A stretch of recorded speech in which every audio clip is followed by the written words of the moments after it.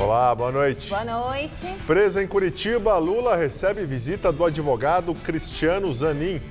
E PT prepara a mudança da sede nacional para a capital paranaense. E partido promete aumentar a pressão para que o Supremo altere o entendimento sobre a prisão após condenação em segunda instância. Na quarta-feira, o tema deve voltar a ser discutido no STF. Raquel Dodge pede para os ministros não analisarem o assunto. Ex-vereador do PT é indiciado por agredir homem em frente ao Instituto Lula na semana passada. E o ex-presidente vai prestar depoimento em 21 de junho no processo sobre compra de caças suecos. No Distrito Federal, Justiça aceita a denúncia contra o chamado quadrilhão do MDB. Transformou em réus 9 suspeitos de participação de organização criminosa. Entre eles, 2 amigos do presidente, o coronel da PM, João Batista de Lima Filho, e o advogado José Yunes. No Rio de Janeiro, sem citar a prisão de Lula, Temer diz que o país vive momento político difícil. Você acompanha essas outras notícias após o intervalo. Até já. O presidente da Câmara, Rodrigo Maia, do DEM, disse que os deputados devem analisar a proposta da prisão após segunda instância. O Supremo pode discutir o tema na quarta-feira. Segundo Rodrigo Maia, a decisão final sobre a matéria cabe ao Congresso Nacional. A votação, de acordo com o deputado, só deve ocorrer após o fim da intervenção federal no Rio. Isso porque a alteração seria via proposta de emenda constitucional e, enquanto houver intervenção, o Congresso não pode fazer alterações na Constituição. Neste momento, os deputados poderiam debater o assunto, na avaliação de Maia. E, enquanto isso, na quarta-feira, o Supremo Tribunal Federal pode começar a analisar a prisão após a condenação em segunda instância. O STF deve julgar um pedido de liminar proposto pelo PEN.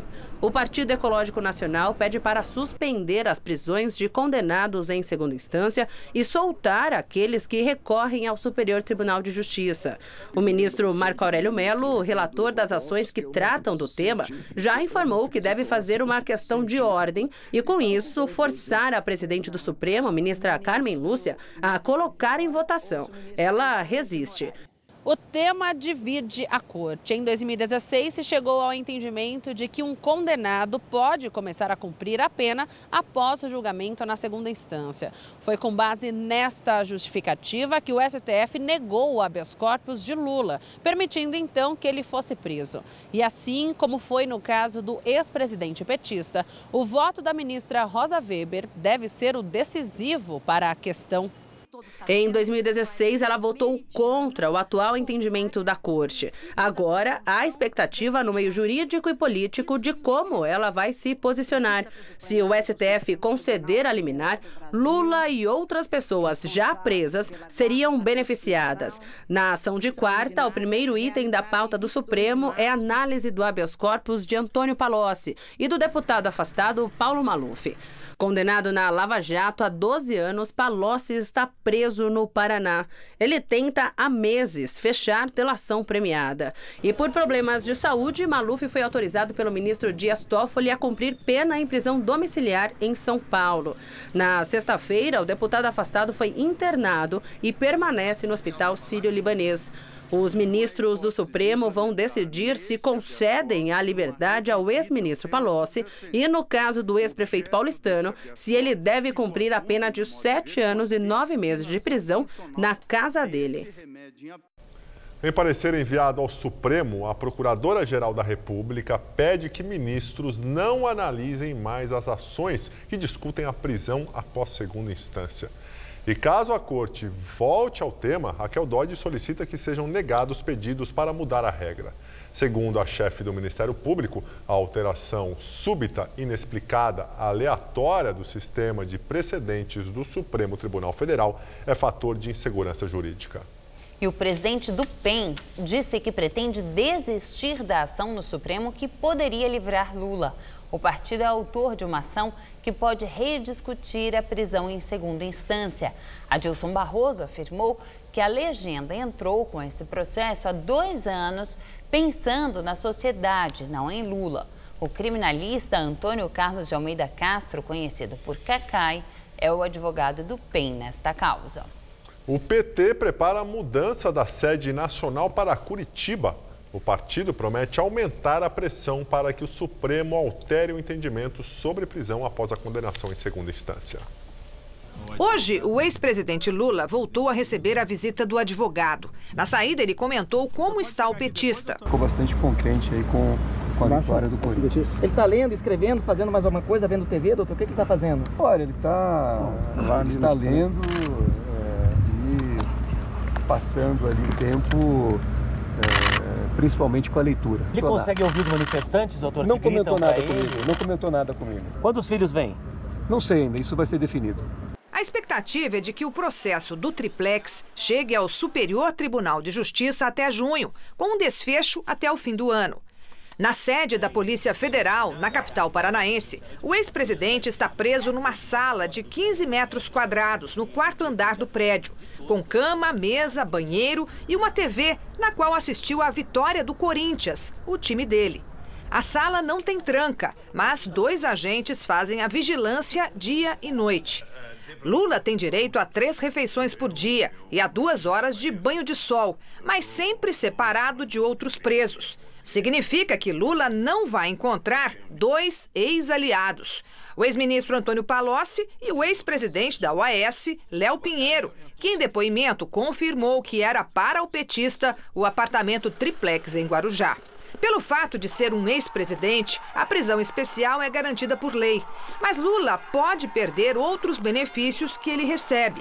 Hoje, o Palácio do Planalto anunciou que vai consultar o setor jurídico para saber se, com o petista preso, é preciso manter à disposição dele os 8 funcionários, 4 da segurança, além de 2 carros oficiais.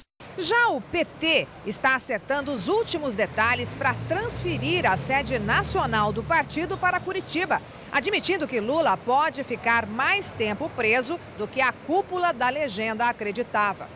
Como porta-voz, Lula, antes de ser preso, indicou a senadora Gleisi Hoffmann, que é ré na Lava Jato, junto com o marido, o ex-ministro Paulo Bernardo. Ela é acusada de receber dinheiro desviado da Petrobras para a campanha ao Senado em 2010. Gleisi chegou à presidência do PT escolhida por Lula, que agora achou melhor reforçar a liderança dela numa tentativa de evitar no partido uma disputa pelo poder.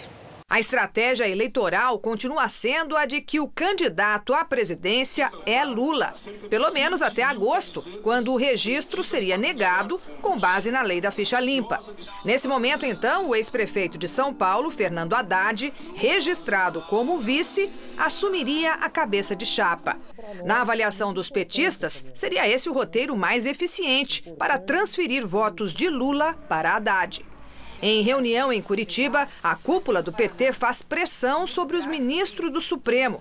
A legenda quer que eles mudem o entendimento sobre a prisão em segunda instância. O ex-vereador de Diadema, Manuel Eduardo Marinho, e o filho dele, Leandro, foram indiciados hoje pelo crime de lesão corporal. Os dois são acusados de terem agredido o empresário Carlos Alberto Bettoni durante uma confusão em frente ao Instituto Lula na quinta-feira passada, logo após a ordem de prisão do ex-presidente. O empresário foi empurrado e, antes de cair no chão, bateu a cabeça no para-choque de um caminhão que passava. Bettoni foi internado com traumatismo craniano, passou por uma cirurgia e não tem previsão de alta. Amanhã, um perito do IML vai ao hospital para fazer o exame de corpo de delito, que vai definir a natureza da agressão. E agora o comentário de Josias de Souza, direto de Brasília.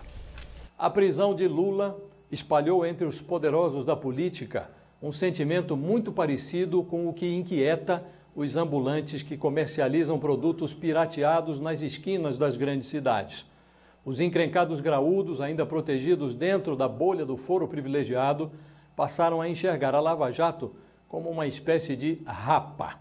Não importa o cargo ou o partido, de Michel Temer a Aécio Neves, todos passaram a cultivar o receio de que, depois do que aconteceu com Lula, o rapa pode recolher qualquer um na primeira esquina. Nesse contexto, a prisão de Lula pode representar um marco ou um grande fiasco.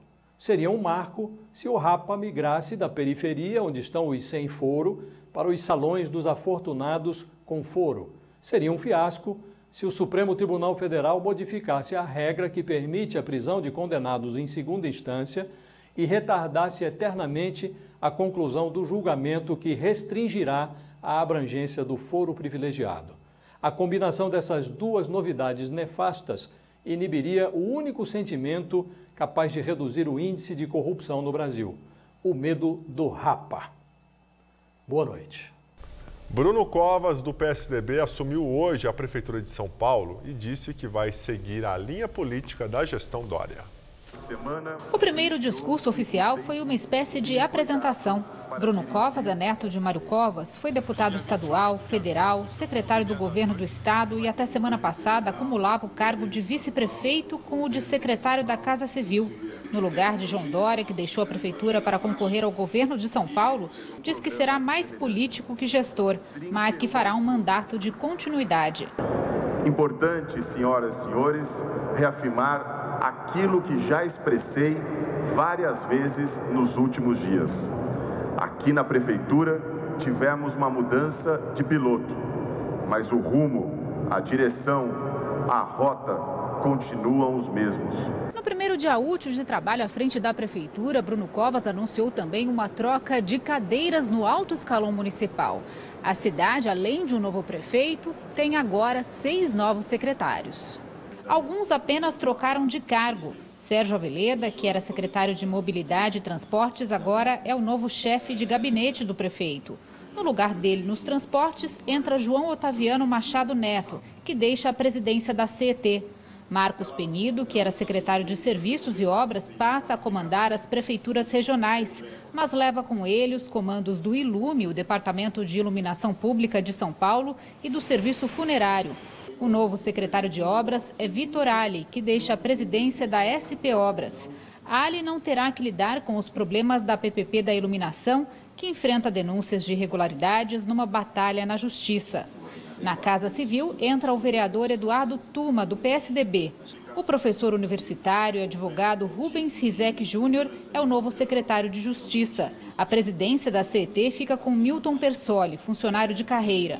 Na coletiva de apresentação dos novos secretários, Bruno Covas disse que a marca do seu governo será o atendimento social, mas que, diferente do antecessor, não pensa em multar secretários por eventuais atrasos e não pretende doar seu salário.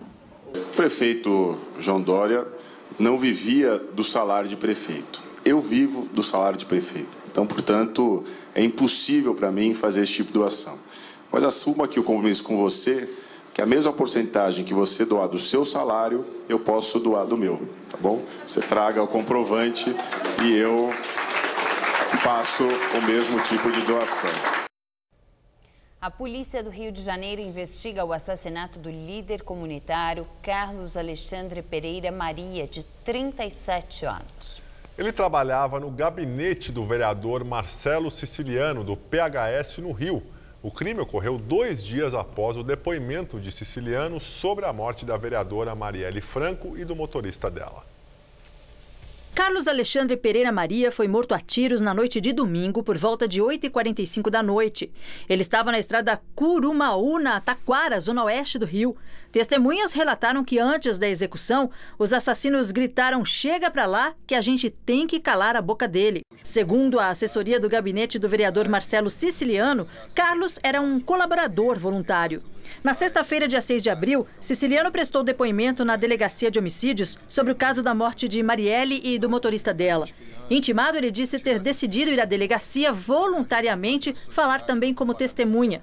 O reduto eleitoral do vereador é na área da Gardênia Azul, em Jacarepaguá, também na Zona Oeste, uma região que é dominada por milícias. No sábado, nessa mesma região, durante uma operação contra a milícia, inicialmente 142 pessoas foram presas. Mais tarde, a polícia confirmou que foram 159 no total. Entre elas, 7 menores. Eles estavam numa festa em um sítio em Santa Cruz, onde a polícia encontrou diversos carros importados, fuzis, granadas e até roupas militares. 4 criminosos morreram no confronto com a polícia. 2 soldados do Exército, 1 da Aeronáutica e 1 bombeiro estão entre os presos. De acordo com as investigações, o sítio era usado como um quartel-general da milícia, de onde os grupos saíam para agir em outros bairros na zona oeste da cidade. Domingo, os presos foram transferidos para o complexo penitenciário de Jericinó, em Bangu, na zona oeste do Rio. A transferência contou com 6 carros e foi acompanhada por 30 policiais e um helicóptero. Hoje, a Justiça decretou prisão preventiva dos 159 presos na mega operação. A Justiça Federal de São Paulo retomou hoje os depoimentos de testemunhas do processo que envolve os empresários Joesley e Wesley Batista, donos do grupo JBS Friboi. Eles são acusados de manipulação do mercado financeiro e uso indevido de informação privilegiada pela compra de dólares dias antes do vazamento do acordo de delação deles. A manobra evitou prejuízos de 100 milhões de dólares à empresa. 9 pessoas foram ouvidas, sendo 2 testemunhas de acusação e 7 de defesa. Os depoimentos devem continuar amanhã e os 2 empresários acompanharam tudo na Justiça Federal. Os irmãos, que tiveram as prisões substituídas por medidas cautelares por determinação do Superior Tribunal de Justiça, vão ser os últimos a serem interrogados nesse processo. Justiça Federal em Brasília marca para o dia 21 de junho o interrogatório do ex-presidente Lula no processo da Operação Zelotes, que apura irregularidades na compra de caças suecos durante o governo Dilma Rousseff. Lula é réu junto com um dos filhos, Luiz Cláudio Lula da Silva, por supostos tráfico de influência, lavagem de dinheiro e organização criminosa. A denúncia do Ministério Público Federal, que deu origem à ação penal aberta pela Justiça, é resultado de investigações sobre compra pelo governo federal de 36 caças suecos e sobre a aprovação no Congresso de uma medida provisória que envolveu incentivos fiscais a montadoras. Segundo o Ministério Público, os crimes teriam sido praticados entre 2013 e 2015, quando Lula, como ex-presidente, teria participado de um esquema para beneficiar empresas junto ao governo Dilma. Lula sempre negou as acusações e afirma que jamais interferiu na aprovação de medidas provisórias nem no processo de escolha e compra dos caças pelo Brasil. No Rio de Janeiro, sem citar a prisão de Lula, presidente Temer disse que o país vive um momento político difícil. Temer esteve no Rio para a cerimônia de posse do ex-ministro do Planejamento, Diogo Oliveira, no comando do BNDES. Ele entra no lugar de Paulo Rabelo de Castro, que deve disputar a eleição presidencial pelo PSC. E sem citar a prisão de Lula, a principal notícia dos últimos dias, o presidente disse que o país passa por um momento político difícil e pregou respeito à Constituição.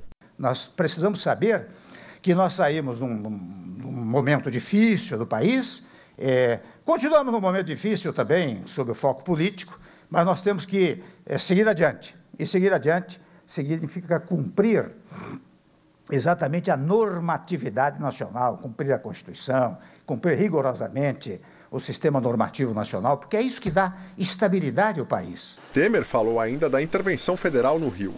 Ele disse que a parceria com o governo do estado está dando certo. Esses últimos gestos do fenômeno interventivo, agora na semana passada, foram preciosos para o Rio de Janeiro, mas também para o país, porque dá um exemplo.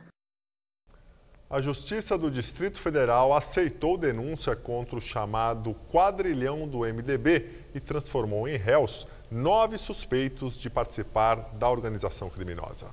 Entre eles estão integrantes do partido e 2 amigos do presidente Michel Temer, o coronel da PM, João Batista Lima Filho, e o advogado José Yunes.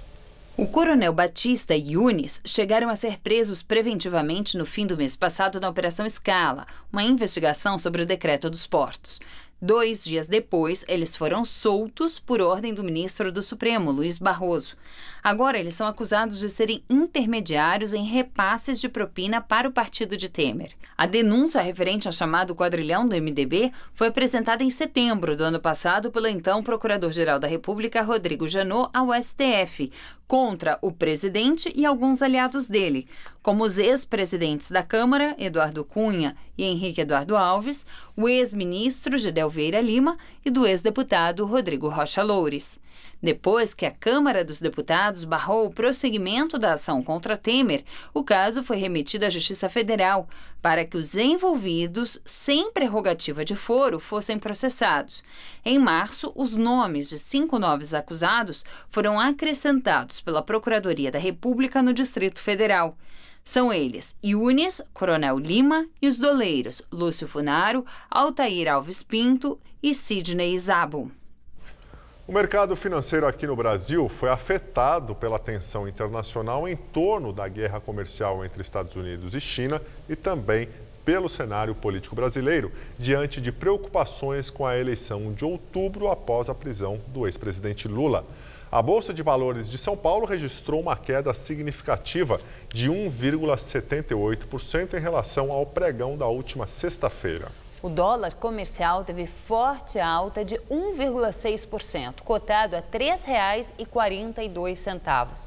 É o maior valor desde o fechamento de dezembro de 2016, 5 meses antes da delação dos executivos da JBS Friboi, que fizeram a moeda americana disparar em maio do ano passado. A aviação de Israel atacou com mísseis uma base da Síria e matou 14 pessoas, entre elas 2 iranianos. Segundo um jornal israelense, a ofensiva foi autorizada pelos Estados Unidos. O ataque foi poucas horas depois do presidente Trump acusar Bashar al-Assad de lançar armas químicas na cidade de Duma, reduto de rebeldes. Segundo o governo sírio, 2 caças de Israel no espaço aéreo do Líbano lançaram 8 mísseis contra a base. 5 mísseis teriam sido interceptados e 3 atingido o aeroporto militar. 8 países convocaram para hoje uma reunião do Conselho de Segurança da ONU sobre o suposto uso de armas químicas. O ataque com gás em Duma, perto da capital Damasco, foi no sábado e deixou dezenas de mortos e feridos. O ministro do Exterior russo, Sergei Lavrov, afirmou que a acusação de ataque químico é uma farsa e que equipes em solo não encontraram indícios de qualquer ataque na região. A semana começa com ar seco em todo o estado de São Paulo. Com isso, não chove e os próximos dias serão de muito calor. Vamos ver os detalhes da previsão com Mariana Armentano.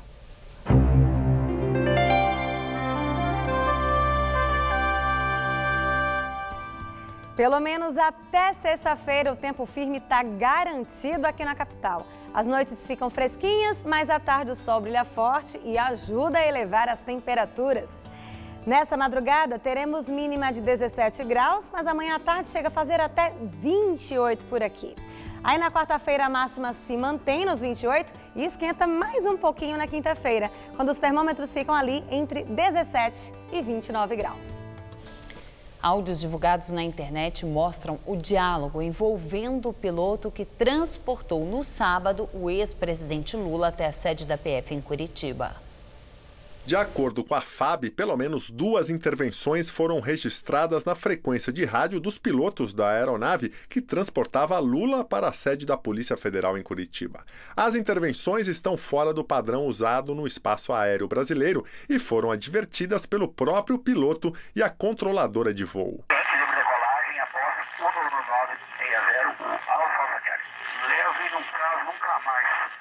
Atenção aos colegas na fonia. Vamos falar só o necessário, tá? Estamos em trabalho aqui e vamos respeitar o nosso trabalho. Obrigado. Eu respeito, mas manda esse lixo janela abaixo aí. Pessoal, a frequência, ela é gravada e ela pode ser usada contra a gente. Então mantenham a frequência, a fraseologia padrão na frequência, por gentileza. Por gentileza, mantenham a fraseologia padrão. Em nota, a Força Aérea Brasileira disse que as opiniões não foram emitidas por controladores e que as frequências de rádio das aeronaves são abertas para que todos na escuta tenham conhecimento do que está ocorrendo no tráfego aéreo. A FAB lamenta o ocorrido e diz que as frequências foram utilizadas de modo inadequado por usuários que se valem do anonimato para contrariar as regras aeronáuticas do país. O advogado do ex-presidente Lula, Cristiano Zanin Martins, exigiu que a Força Aérea Brasileira investigue o autor das ameaças contra o avião que transportava o petista. E agora o comentário de política com o Bob Fernandes. Lula preso. voracidade, forma, urgências política, mediática e jurídica desse processo cobrarão rapidamente um preço. Preço cada dia maior no ano eleitoral. Cobrarão ao menos uma cabeça grande do aspas, outro lado, não só do MDB ou de um Paulo Preto, cobrarão a cabeça de um dos chefes do PSDB. Voracidade, urgência, essa a lógica política e midiática imposta via justiça, via direito. Mesmo os mais lentos perceberam a pressa. Devorados sofregamente os prazos, Lula foi oficialmente condenado pelo TRF-4 em 24 de janeiro. Na prática, foi condenado 1 ano e 4 meses antes, em 22 de setembro de 2016. Naquele dia, esse mesmo TRF-4 julgou uma representação contra o juiz Moro. O juiz havia vazado conversa entre Lula e Dilma, que não era investigada naquele processo. Longo trecho daquela conversa gravada ilegalmente. Segundo Teori e Marco Aurélio Melo do Supremo, ao vazar e no mesmo dia, o juiz agiu, aspas, fora da lei, cometeu crime. Mas esse mesmo TRF-4, que julgaria Lula, absolveu Moro por 13-1 e informou: a Lava Jato não precisaria seguir regras do direito comum, teria direito a, aspas, soluções inéditas. Presidente, assessores do tribunal indicaram até cobraram publicamente a condenação. Juízes, editoriais, generais, tudo mais seria crônica da anunciadíssima condenação. Partidos e candidatos que queiram aprender como derrotar Lula nas urnas já têm um manual, um tutorial. Basta ler, ver ou ouvir, entender a despedida em São Bernardo, entender por que daquela forma e para quem a apresentação de cada um dos que estavam no palanque e os 55 minutos do discurso. Entender o como e o porquê naquele conjunto de mensagens para os que estavam na rua, nas ruas.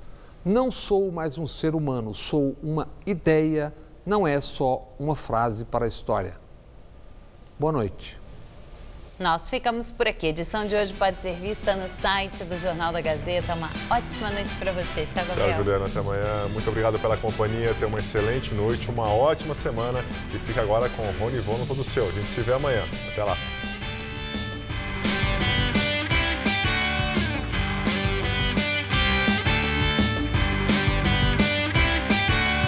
Nesta terça, 9h30 da manhã, no Revista da Cidade, conheça tudo sobre calopsitas. Assista agora, Todo Seu.